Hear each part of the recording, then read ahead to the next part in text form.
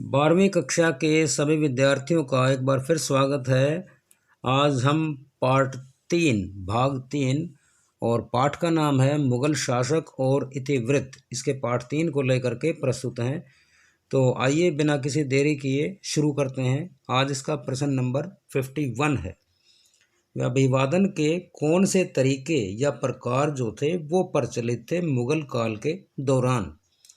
तो मुगल काल के दौरान जो अभिवादन के तरीके थे उनमें कॉर्निश, तस्लीम, सिजदा, जमी बोसी और पैबोसी ये शामिल थे।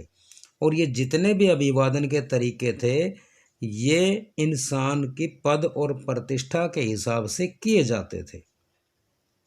अगला प्रश्न, शाहजहां के समय में अभिवादन के कौन से तरीके अन्य थे। तो जो अन्य तरीके थे तस्लीम था, 4 तस्लीम और जमी बोसी। तस्लीम में 4 तस्लीम होती है।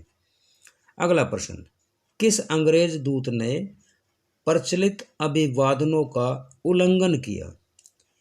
यानी कि मुगल काल में जितने भी राजदूत आते थे उनके लिए भी अभिवादन के तरीके थे, लेकिन कौन सा अंग्रेज दूत था जिसने अभिवादन के तरीकों का उल्लंघन किया।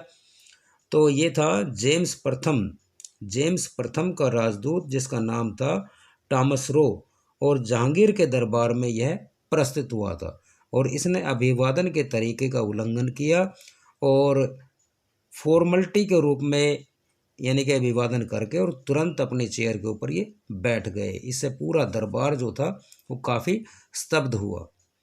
अगला प्रश्न, झरोखा दर्शन यह क्या था। तो सुबह सूर्योदय की प्रार्थना के बाद में अक्सर जो शासक होते थे वह एक अपने महल के एक छज्जे के द्वारा बाहर आते थे और वहाँ जनता को दर्शन देते थे। इसको झरोखा दर्शन बताया गया या इसको कहते थे। तो सुबह सूर्योदय प्रार्थना के बाद में अकबर जो था एक छज्जे पर आकर के जनता को दर्शन देता और यह प्रथा झरोखा प्रथा कहलाई या झरोखा दर्शन प्रथा कहलाई। लगभग 1 घंटे तक लगातार ये वहाँ पे रहते थे और इस प्रथा की शुरुआत स्वयं अकबर ने की थी। अगला प्रश्न, शबे बारात यह क्या था। तो शबे बारात जो था यह एक उत्सव था। हिजरी कैलेंडर के अनुसार, हिजरी कैलेंडर यानी कि जो मुस्लिम कैलेंडर है, हिजरी कैलेंडर के अनुसार 8वें महीने में यह मनाया जाता है और यह रात्रि को मनाए जाने वाला उत्सव है। इस उत्सव के अनुसार मुस्लिम लोग यह मानते हैं कि उनके अब तक के किए गए सारे गुनाह, सारे पाप जो हैं वह धुल जाएंगे या वो माफ़ कर दिए जाएंगे। अगला प्रश्न, मुगल शासक किन त्योहारों को मनाते थे खास तौर से, यानी कि राजकीय त्यौहार वह कौन से थे। तो शासक का जन्मदिन था नंबर 1 पे, उसके बाद फारसी नववर्ष था जो बसंत के आगमन पे मनाया जाता था, और तीसरा था नौरोज़ को मनाया जाता था। अगला प्रश्न, औरंगजेब ने अपने किन 2 सामंतों को मिर्ज़ा राजा की उपाधि दी थी। ये एक उपाधि थी जो अपने सामंतों को, अपने मंत्रियों को राजा दिया करते थे। तो ये 2 आदमी थे, जय सिंह और जसवंत, दोनों के दोनों ये राजस्थान से बिलोंग करते थे। अगला प्रश्न है, नाम से पहले अलिफ का अ, यानी कि उर्दू जब क ख ग शुरू होते हैं तो सबसे पहले होता अ, अलिफ से अ बोलते हैं। तो अ लगवाने के लिए किसने 1 लाख रुपए का टैक्स दिया। यानी कि नाम से पहले अ हो तो इसका महत्व काफ़ी बढ़ जाता है। इस चीज़ से हमें यह संदेश मिलता है। तो उस व्यक्ति का नाम था मीर खान, और जब इसने अपने नाम से पहले लगाने के लिए 1 लाख रुपए दिए, इट मीन्स इसका नाम हो गया अमीर खान, और औरंगजेब के दरबार में इसने 1 लाख रुपए का टैक्स जमा करवाया था। अगला प्रश्न, सरप्पा यह क्या था।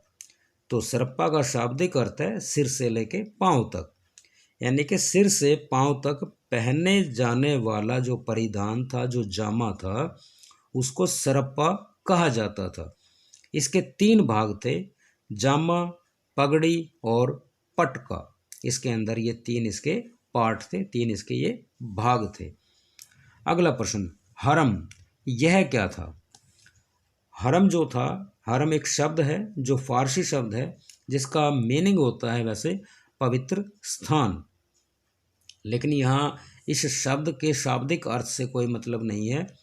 हरम के अंदर विशेष तौर से बादशाह की पत्नियाँ, मुख्य पत्नी नहीं, बादशाह की पत्नियाँ, उपपत्नियाँ, उनके रिश्तेदार तथा गुलाम लोग जो थे वो सभी हरम के अंदर रहते थे।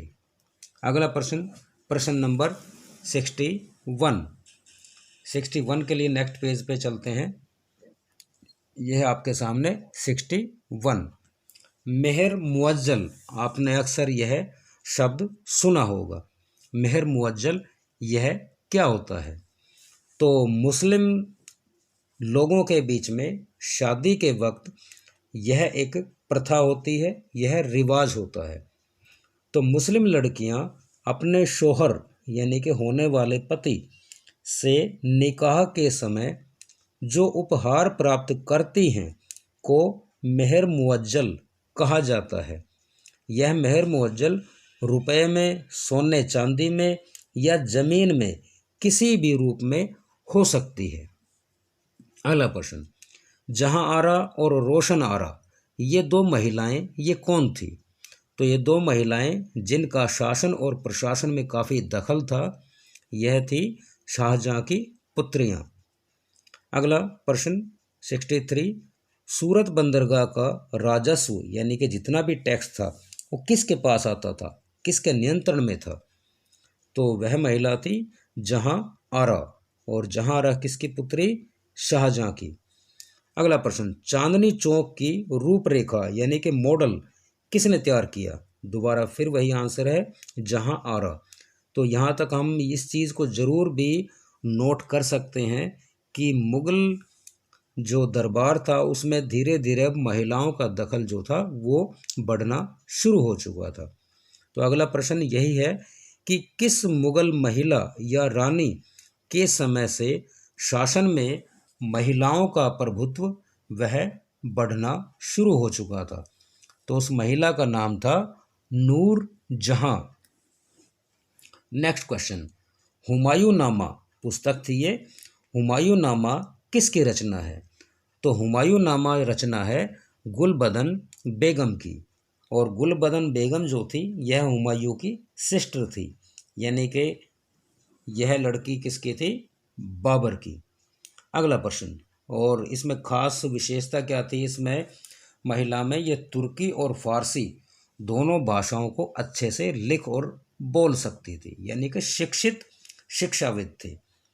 अगला प्रश्न, पहला भारतीय जो अकबर के प्रमुख सामंतों में, प्रमुख सामंत यानी कि जो मंत्री थे उनमें शामिल हुआ। इससे पहले ईरानी लोगों को ज़्यादा प्रभुत्व दिया गया था, ज़्यादा महत्व दिया गया था। तो भारत की तरफ से कौन था पहला सामंत? तो वह था आम्बेर का राजा भारमल, यानी कि जोधाबाई का फादर, जोधाबाई का पिता। आपने शायद सीरियल वगैरह के अंदर भी देखा होगा जरूर भी। तो अगला प्रश्न है, अकबर का जो वित्त मंत्री था वह कौन था? यानी कि पहले राजा भारमल, उसके बाद में धीरे धीरे जो भारतीय जो गुणी व्यक्ति थे, योग्य व्यक्ति थे, उनको भी अकबर ने अपने शासन में लेना शुरू कर दिया था।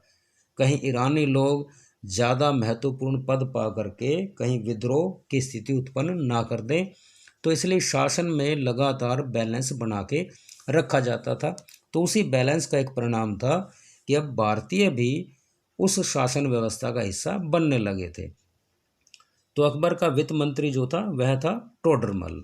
अगला प्रश्न, सभी सरकारी अधिकारियों के दर्जे या ओहदे जो थे वो कितने प्रकार के होते थे? जो उनको दर्जे मिलते थे, ओहदे मिलते थे, पद मिलते थे, तो यह 2 प्रकार के थे, जात के रूप में या सवार के रूप में। यहाँ जात का अर्थ है पद से, यानी कि पद कितना बड़ा और छोटा है, और यह वेतन का भी सूचक था, यानी कि वेतन ज़्यादा है या कम है। और सवार का मतलब है घुड़सवार से, यानी कि एक व्यक्ति के पास कितने ज़्यादा से ज़्यादा और कम से कम घुड़सवार हैं, यह उसकी पदवी के हिसाब से, ओहदे के हिसाब से निर्धारित होता था। अगला प्रश्न है कि 17वीं शताब्दी यानी कि 1600 सन जब शुरू हो गया था में 1000 या इससे अधिक के जात जो थे उसको क्या बोला जाता था, यानी कि जिसके पास में 1000 या इससे अधिक की जात जो होती थी, यानी कि उसके पास ज़मीनें होती थी, तो उसको मनसबदार बोला जाता था।